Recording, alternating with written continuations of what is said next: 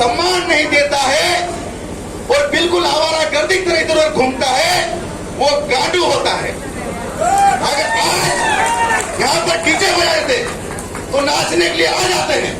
हम आपको बार बार कहते हैं, अरे तुमको एक कांस्टेबल जला रहा है, इसके बावजूद तुम समझने के लिए तैयार नहीं है।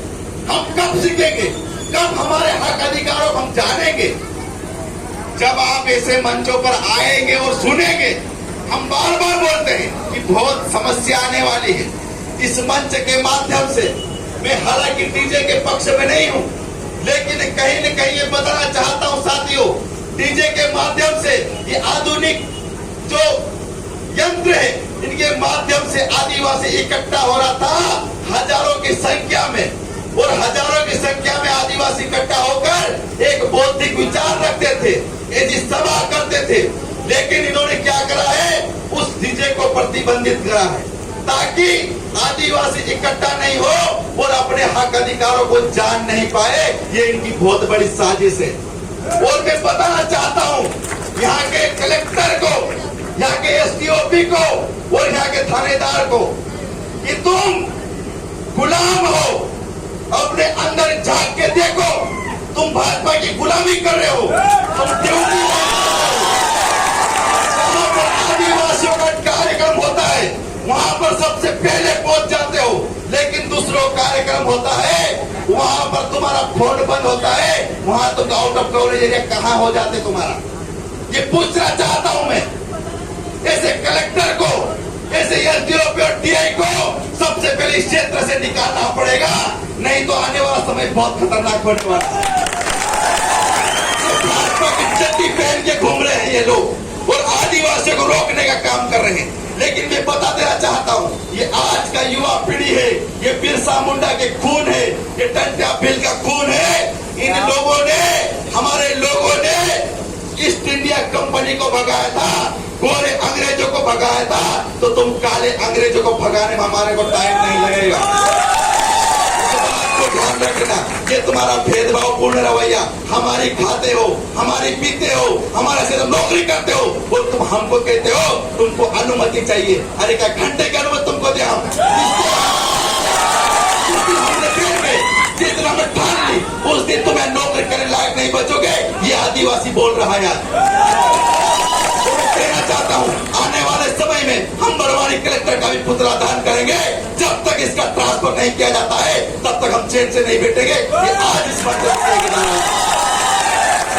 क्योंकि इंदौर में डीजे बजता है, धार में डीजे बजता है, आपको निवाड़ी से प्रॉब्लम क्या है, ये सबसे बड़ी बात है। ये भेदभाव क्यों? लेकिन कहीं हमारी गलती भी है। हमारे युवा क्या करते हैं, सुनते नहीं है, जब बात करते हैं समझते नहीं है। हमें बार बार युवाओं से कहता हूँ साथियों, हमारा सबसे पहले आपको सुनना पड़ेगा, आपको समझना पड़ेगा, आपको सीखना पड़ेगा, आपको शिक्षा लेना पड़ेगा, क्योंकि आने वाला समय बहुत खतरनाक है। आदिवासी के पास बहुत बड़ी विपरीत परिस्थिति आने वाली है साथियों, क्योंकि आदिवासी मैं हमेशा एक उदाहरण देता हूँ। आदिवासी एक जंगल में जो तालाब रहता है, तालाब में उस मछली के समान है। आज हमारे साथ में अत्याचार हो रहा है, हमें नियम कानून सब बाहर किया जा रहा है। जो हमारे पुरखों ने, जो हमारे महापुरुषों ने अपना बलिदान देकर हमारे लिए नियम कानून कायदे संविधान में लिखे थे, उनको बारी बारी खत्म किया जा रहा है। हमारे पास जल जंगल जमीन छीन ली जा रही है। ऐसे ऐसे कानून बनाया जा रहा है, हमारे खेत और हमारे जंगल छीने जा रहे हैं। लेकिन मैं आपको बताना चाहता हूँ साथियों, अगर ये जंगल और जमीन छीन जाएंगे, हमारे कानून छीन जाएंगे, तो हम उस प्रकार से हो जाएंगे जिस प्रकार से एक मछली को तालाब से बाहर निकाल देते हैं तो मछली के तड़प तड़प के मर जाती है। ऐसे हमारी हालत करने से चाह रहे हैं लोग। तो हमको इन लोगों से लड़ने के लिए भी हमेशा तत्पर रहना पड़ेगा, वरना आने वाला समय हमारे लिए बहुत खतरनाक होने वाला है। लड़ाई भी लड़ना है, पढ़ाई भी करना है, हमें ज्ञान भी लेना पड़ेगा। ये हमें ताकत अपने अंदर पैदा करना पड़ेगा। जितने युवा हो सके सुनो, क्योंकि यहाँ पर ऐसे ऐसे लोग हैं, ऐसे ऐसे हमारे पास पुरखे बैठे हुए हैं जिन्होंने पूरा जीवन लगा दिया है। हम उनको सुनेंगे नहीं तो आने वाली पीढ़ी को हम क्या सिखाएंगे, आने वाली पीढ़ी को हम क्या बताएंगे? क्योंकि हमारा संविधान कोई लिखित में नहीं होता है। हम लोग हमारे पुरखों से, हमारे बड़े बुजुर्गों से हम सीखते हैं, उसको हम सीखेंगे और हम सीखेंगे तो आने वाली पीढ़ी को हम उचित देंगे।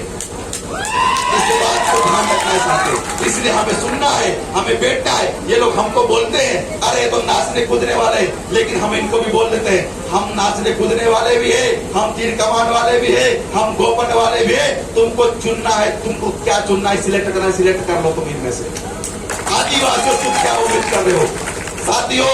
मध्य प्रदेश में आए दिन सबसे ज्यादा हमले हो रहे हैं आदिवासी युवाओं पर। जितने युवा यहाँ पर बैठे हुए, मैं बता रहा हूँ साथियों, जानबूझ पूछकर ये सरकार ये इस देश के वर्तमान में आदिवासी युवाओं पर हमले कर रही है और जानबूझकर ये अपराधी बनाने का काम कर रही है साथियों।